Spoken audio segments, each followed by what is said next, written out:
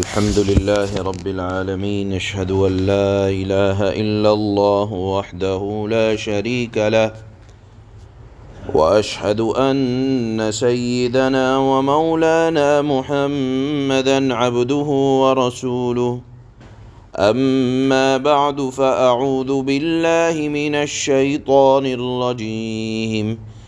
بسم الله الرحمن الرحيم. وَإِذَا لَقُوا الَّذِينَ آمَنُوا قَالُوا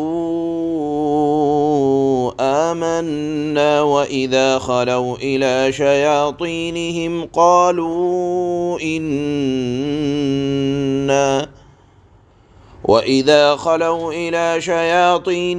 قالوا إِنَّا مَعَكُمْ إِنَّمَا نَحْنُ مُسْتَهْزِئُونَ. الله يستهزئ بهم ويمدهم في طغيانهم يعمهون. أولئك الذين اشتروا الضلالة بالهدى فما ربحت تجارتهم وما كانوا مهتدين. صدق الله مولانا العلی العظیم.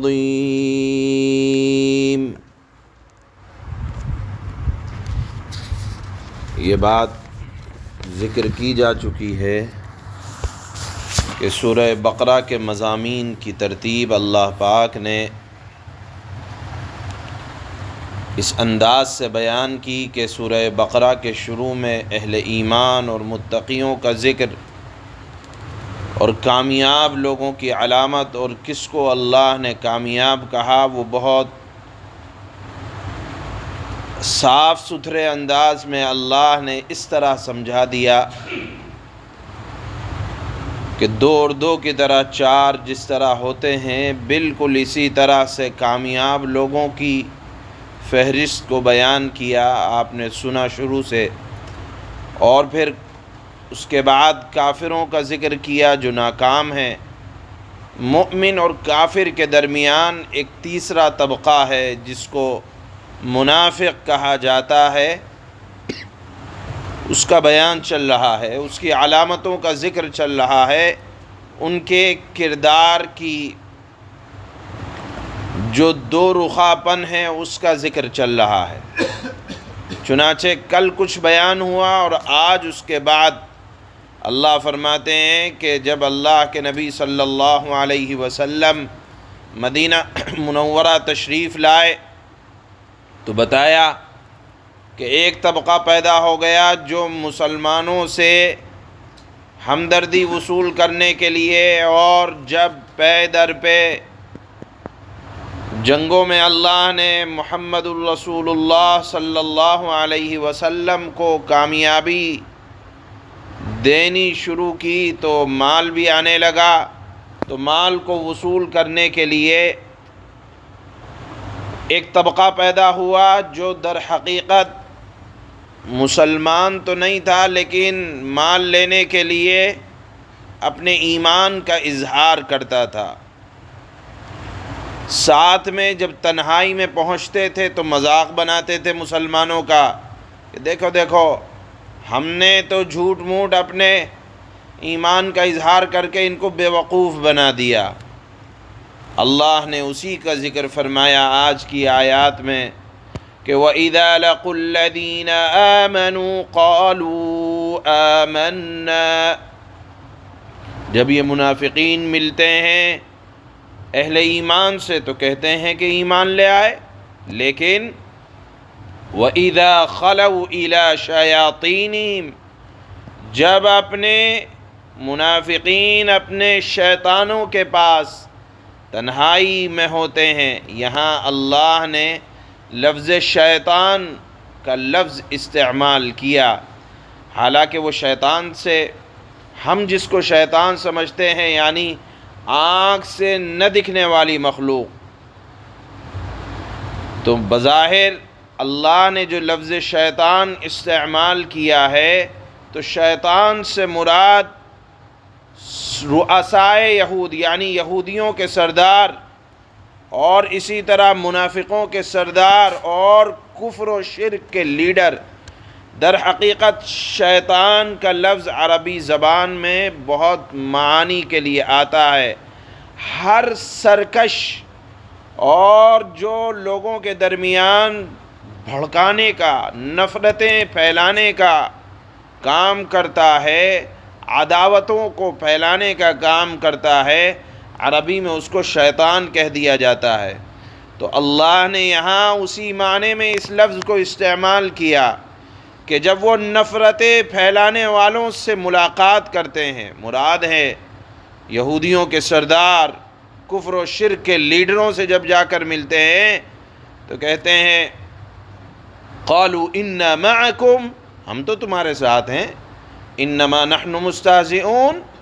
ہم تو مسلمانوں سے مذاق کرتے ہیں، ان کو بیوقوف بناتے ہیں۔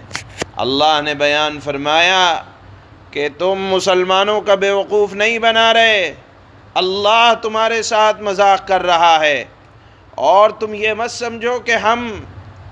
ان کو ان کے ساتھ برا کر کے اپنی دنیا اور آخرت کو بہتر کر رہے ہیں، بلکہ وَيَمُدُّهُمْ فِي طُغْيَانِهِمْ يَعْمَهُونَ، اللہ کی طرف سے ڈھیل ہے،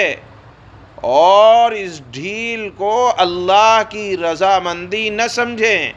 اللہ نے فرمایا اللہ یستہزئ بہم، یہ نہ سمجھے کہ ہم نے مسلمانوں کا استہزاء کر دیا، ان کو بیوقوف بنا دیا، وہ خود بیوقوف بن رہے ہیں اور اللہ تعالیٰ نے ان کو ڈھیل دے کر ان کے ساتھ استہزاء کا، مذاق کا سامان کیا ہے۔ جب اپنی شرارت اور کفر میں کامل ہو جائیں گے اور جرم سنگین ہو جائے گا، قابل معافی نہ رہے گا، تو اللہ کی طرف سے پکڑ آتی ہے، اور اللہ کی پکڑ بڑی سخت ہوتی ہے۔ قرآن میں اللہ نے دوسری جگہ فرمایا کہ ان کیدی متین، میری جب پکڑ آتی ہے نا تو سنبھالے نہیں سنبھلتی، بڑی سخت ہوتی ہے۔ آپ دیکھیں دنیا میں آئے دن اس کا مشاہدہ ہم اور آپ اپنی آنکھوں سے کرتے رہتے ہیں کہ ایسی جگہ سے اللہ کی پکڑ آ جاتی ہے کہ اللہ مچھروں سے، کیڑے مکوڑوں سے اور نہ جانے کس طرح کی وباؤں سے جب خاتمہ کرنا چاہتے ہیں خاتمہ کرتے چلے جاتے ہیں۔ لہذا ہمیشہ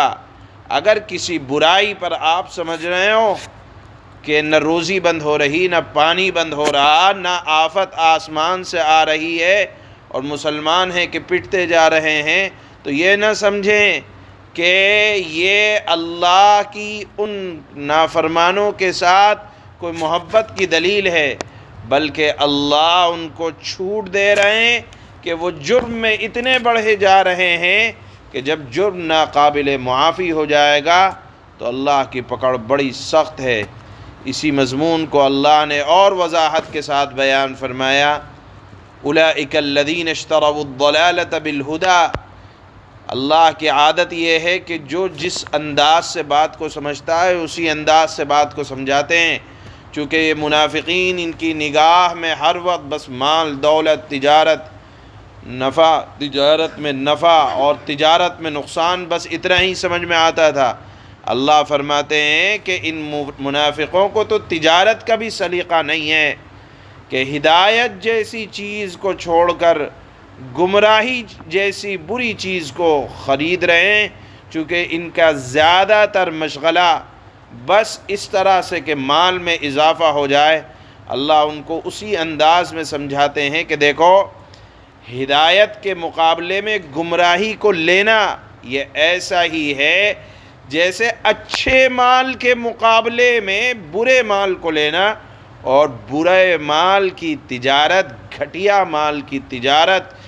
گندے مال کی تجارت تمہارے مال کو فائدہ نہیں دے گی، تمہارے مال کو نہیں بڑھائے گی۔ فما ربحت تجارتہم، ان کی تجارت نے یعنی ہدایت کے مقابلے میں نافرمانی کے اختیار کر لینے نے، ان کی تجارت نے اس اعتبار سے ان کو فائدہ نہیں پہنچایا، بہرحال اللہ نے منافقوں کی علامتوں کا ذکر اس لیے فرمایا کہ یا تو ایمان ہے یا کفر ہے، اور ہمیشہ ایمان پر ہر اعتبار سے ڈٹے رہو، جمے رہو، اللہ کی بات کو سر عام بھی کہو، حکمت اور مصلحت آڑے نہیں آنی چاہیے، توحید کو علی الاعلان کہو، زبان سے کہو، دل سے یقین کے ساتھ کہو، یہ ایک سچے پکے مومن کی علامت ہوتی ہے۔ اللہ فرماتے ہیں منافقوں کا ذکر کرتے ہوئے، کل کچھ ذکر فرمایا تھا اور آج فرماتے ہیں وَإِذَا لَقُوا الَّذِينَ آمَنُوا قَالُوا آمَنَّا وَإِذَا خَلَوْا إِلَى شَيَاطِينِهِمْ قَالُوا إِنَّا